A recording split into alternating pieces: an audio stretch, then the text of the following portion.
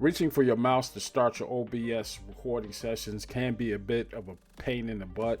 Go ahead and get you a Stream Deck by Elgato and then set those buttons up. But we're going to show you right here, right now on Ujamaa Network, how to set those buttons in OBS so you can just hit the record button and then hit it again when you want to stop recording, just like I'm doing right now.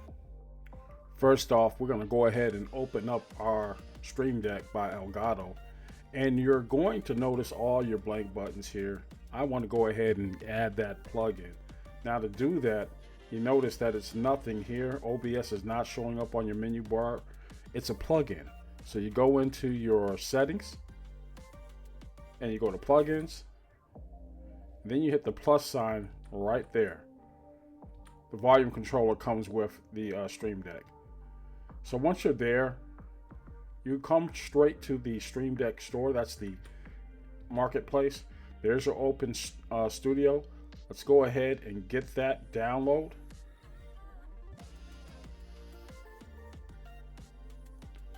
Double click it and install OBS Studio into your application. And that's that. OBS Studio plugin is plugged in.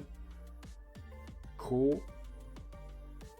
And there's your record button. So just simply drag it, drop it. As soon as you hit that record button, it's going to open. I'm going to move it over here and I'm going to reserve this one to add the OBS Studio itself, so that when I want to start it, I'll go ahead and just press that button on my Stream Deck to open the application. To do that, it's a little bit more involved. You go down to your Windows Start button on the Windows PC, click that, search for OBS. There's the app. You don't want to take the shortcut. Right click, open the file location. It'll pull up a menu bar, or actually an Explorer window.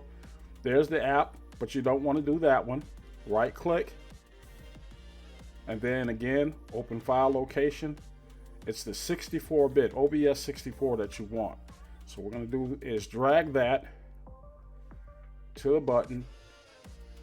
It'll show up on your Stream Deck, and that's that. And that's that. Recording with Elgato Stream Deck and your OBS Studio goes hand in hand.